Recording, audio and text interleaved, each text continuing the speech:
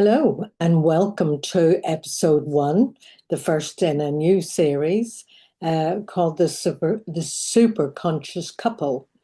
And this episode looks at why couples keep having the same arguments over and over again. So I'm Grace Chatting. Thank you for joining me today.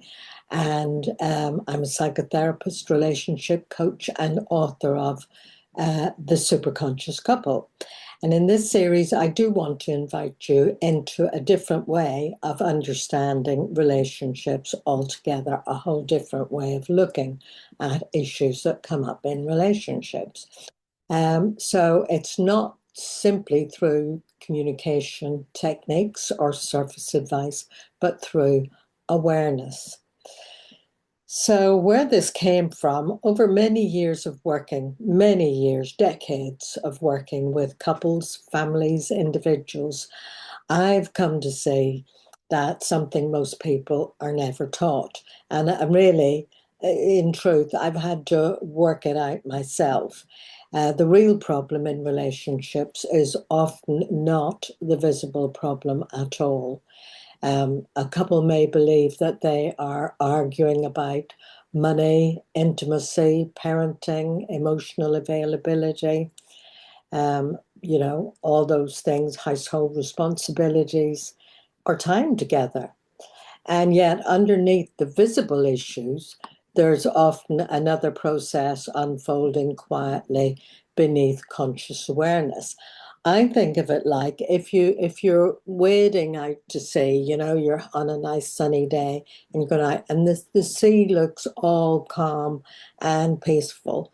But way out there, you cannot see the deep currents in the deeps. You can't see the currents. Sometimes there can be a riptide that will just pull people in.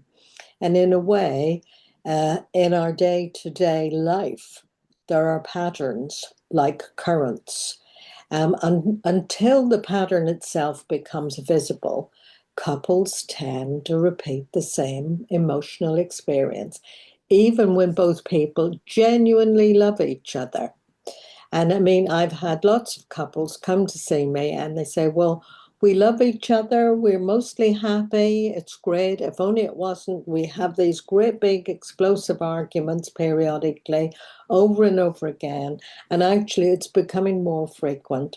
And we just don't understand what it's all about, where it's coming from. I think we've got communication issues, they will say. And, they're really baffled. They've tried hard to discuss it, talk about it, change it, but it still seems to come happening. And really, what people do is you promise yourselves things will be different the next time, you try harder, you communicate more carefully, you apologize sincerely, and for a while things improve. But somehow the same emotional atmosphere returns again and again. And one person pursues while the other withdraws. That can be a pattern. One becomes emotional while the other shuts down. That can be a pattern. One feels abandoned while the other one feels criticized. That's a pattern. And afterwards, both people often sit there exhausted, frustrated, just exhausted, wondering, how did we end up here again? So this is one of the most painful aspects of intimate relationships. Now, the people who come to see me, that's a good move, because actually, until you make the unconscious conscious, as Carl Jung says, until you make the unconscious conscious, you're doomed to repeat it. It'll run your life and you will call it fate. So this is a painful aspect of intimate relationships. And it's not simply the conflict itself, it's the repetition of it over and over. And the feeling of becoming trapped inside emotional reaction. Neither person consciously wants it. And yet you somehow, when you're caught in it, you can't stop it from happening. And this is where the superconscious perspective becomes so important. So, because most people are attempting to create love while unconsciously organized around survival patterns that they learned long before the relationship even began. So, a child who experienced inconsistency may become highly sensitive to emotional distance. A child who experienced criticism or emotional overwhelm may later protect themselves through withdrawal or emotional self-containment. And years later, these adaptations continue operating automatically. They get triggered inside adult relationships. And the difficulty is that these patterns rarely feel like patterns. They feel like identity. Well, this is just who I am. This is just how I am. But what if that is not the whole story? What if beneath the reactive self, there exists another aspect of awareness altogether? A quieter, observing presence capable of noticing the pattern without becoming caught up and consumed in the pattern. So this is something explored so beautifully in the work of Christopher Duncan through his superconscious approach. That transformation doesn't happen simply because we analyze ourselves endlessly. It begins when awareness itself expands. So bear with me here. This is where this is different from sorting out the problem, sorting out whose fault it is, sorting out who's to blame, sorting out who's right or wrong. This is when we stop being identified with every emotional reaction moving through us. And perhaps this is where conscious partnership truly begins.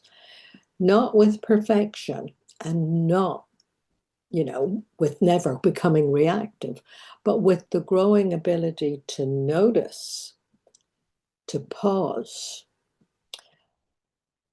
to recognize when something old has entered the room, because awareness changes relationships. Becoming aware, starting to recognize when there's a hole in the road and you keep falling into it. The moment we can observe the pattern rather than automatically becoming the pattern, something extraordinary begins to happen. Space appears, choice appears. And slowly the relationship becomes less organized around fear and blame, and it's more organized around your consciousness of the issue. And that doesn't mean that all conflict disappears. It means that two people begin relating differently inside the conflict itself. Now, it might take a little while for you to get your head around this, but just bear with it and stay with it and stay open. Set aside, any thoughts that dispute what I'm saying. Just park it and keep an open mind and an open heart and an open will. And you'll become more aware. And with more awareness, with more responsibility, and more emotional honesty, and more presence to what's happening between the two of you,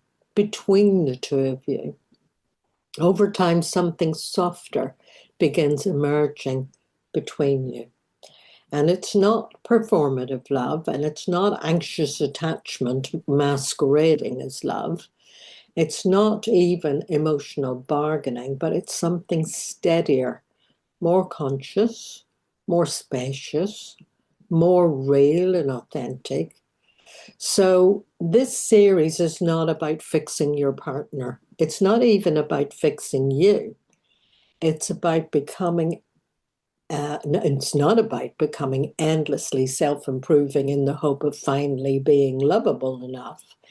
It's about learning how to waken up within your relationship, to see the patterns shaping your emotional life, and to understand how unconscious survival identities, I'll say that again, to understand how unconscious survival identities organize intimacy, and to begin creating a different relationship reality from awareness rather than reaction.